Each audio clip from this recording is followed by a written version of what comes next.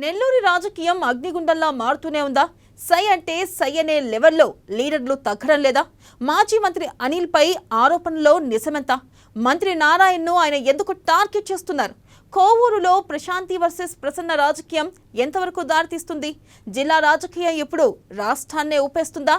ఇంతకీ సింహపురి పీక్స్ కి చేరిన పాలిటిక్స్ పై ఓ లుక్ చేద్దాం.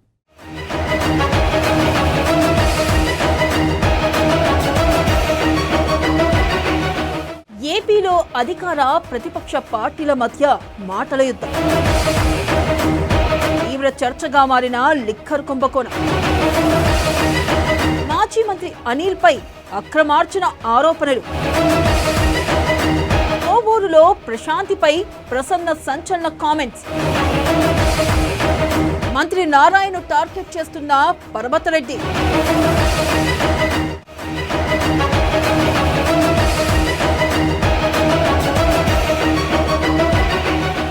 నెల్లూరు జిల్లా రాజకీయాలు కోవూరు ఘటనలతో రాష్ట్ర వ్యాప్తంగా సంచలనం సృష్టించాయి. దీంతో అధికార ప్రతిపక్ష పార్టీల మధ్య మాటల యుద్ధం తీవ్ర స్థాయికి చేరింది. వైసీపీ నాయకులు గత ప్రభుత్వ పనులను ప్రజలకు వివరిస్తూ అధికార పార్టీని ఇరుకున పెట్టేందుకు వ్యూహాత్మకంగా వ్యవహరిస్తున్నారు.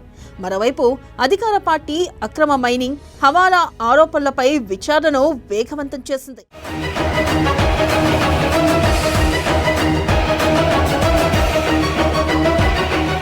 ఇక మాజీ మంత్రి అనిల్ కుమార్ యాదవ్ పై అక్రమార్జన, విదేశాలకు డబ్బు తరలింపు ఆరోపణలు తీవ్రంగా ఉన్నాయి. ఇక ఆస్ట్రేలియాతో సహా ఇతర దేశాలకు హవాలా ద్వారా నిధులు మళ్లించినట్లు నిఘా వర్గాలు సమాచారం అందించాయి. ఈ ఆరోపణలతో వైసీపీ నాయకులు ఇరుకున పడ్డారు. ఎన్నికల్లో 11 సీట్లకే పరిమితమై శాసనసభ, మండలిలో బలం కోల్పోయిన వైసీపీ రాజకీయ కక్షలంటూ ఆరోపణలతో సరిపెట్టుకుంటుంది.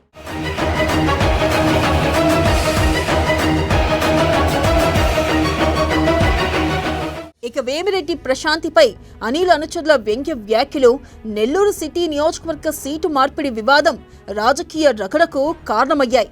ఈ వివాదంతో వేమిరెడ్డి దంపతులు పార్టీని వీడారు. అనిల్ పై విచారణ ఊపందుకోగా ఆయన ఎన్నికల తర్వాత అందుబాటులో లేకుండా పోయారు. మరోవైపు కోవూరులో వైసీపీ సమావేశంలో ప్రసన్న వ్యాఖ్యలు తీవ్ర పరిణామాలకు దారితీశాయి.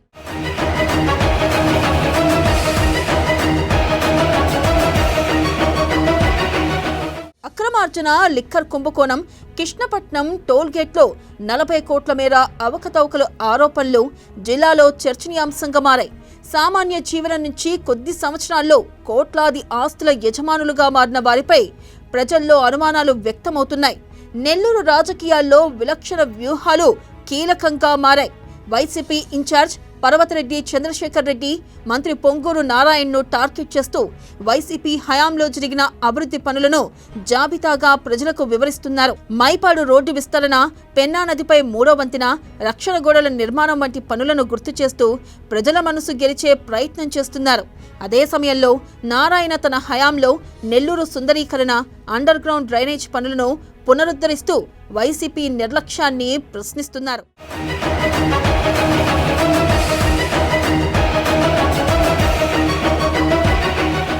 రాజకీయంగా రెచ్చగొట్టే వ్యాఖ్యలకు బదులు నెల్లూరు విలక్షణ రాజకీయ ఫార్ములా, వాస్తవాలను వివరించడం, అభివృద్ధి పనులను ప్రజలకు గుర్తు చేయడం పార్టీలకు విజయ అవకాశాలను పెంచుతుంది. ఈ వ్యూహంతో ప్రజాక్షేత్రంలో చర్చలు రాజేస్తూ రాజకీయాలపై ప్రజల ఆసక్తిని పెంచుతున్నాయి.